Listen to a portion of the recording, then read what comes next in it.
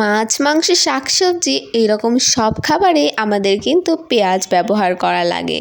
পেঁয়াজ ছাড়া রান্না যেন জমেই না, এমন একটা ব্যাপার এই পেঁয়াজ।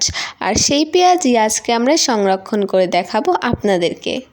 তো হ্যালো, আসসালামু আলাইকুম। কেমন আছেন সবাই? আশা করি সবাই খুব ভালো আছেন। আমিও আল্লাহর রহমতে খুবই ভালো আছি। আজকে আমি সংরক্ষণ করব পেঁয়াজ। আর এই পেঁয়াজটা এত সুন্দরভাবে সংরক্ষণ হয় সেটা আপনারা দেখলেই বুঝে যাবেন।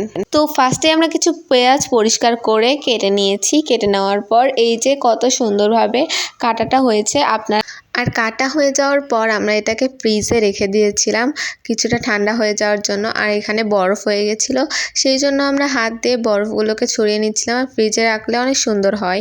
ফ্রিজে রাখলে আমরা যখন বক্সে রাখবো তখন এটা বক্সের সাথে লেগে যাবে না, অর্থাৎ আমরা এটাকে বক্সে রাখলে এটা অনেক সুন্দরভাবে হয়ে যাবে, ছুঁড়ে যাবে।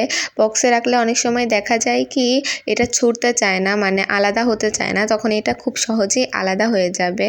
বলে নিই, আমাদের ভিডিওটা যদি ভালো লাগে তাহলে like, comment, share and subscribe করে দিবেন এবং ফেসবুক থেকে দেখলে অবশ্যই ফলো করে দিবেন। তারপর আমরা বেশ কয়েকটা বক্স নিয়ে নিয়েছি। এই বক্সের ভিতরেই আমরা পেঁয়াজগুলোকে সংরক্ষণ করব। আপনারা ওয়ান টাইম বক্সও নিতে পারেন, আবার আপনারা রেগুলার যেই বক্স ইউজ করেন সেটাও নিতে পারেন। আমরা সবগুলো পেঁয়াজ আলাদা আলাদা করে বক্সে রেখে দিচ্ছি। তো আমরা সবগুলো পেঁয়াজ পুড়ে রাখবো বক্সে। এই যে আমরা সবগুলো বক্সেই রেখে দিচ্ছি পেঁয়াজগুলো, তারপর বক্সের ঢাকনাগুলো আটকে দিচ্ছি। তো আজকের মতো এই পর্যন্তই। সবাই ভালো থাকবেন, সুস্থ থাকবেন। টাটা, বাই বাই, আল্লাহ হাফেজ।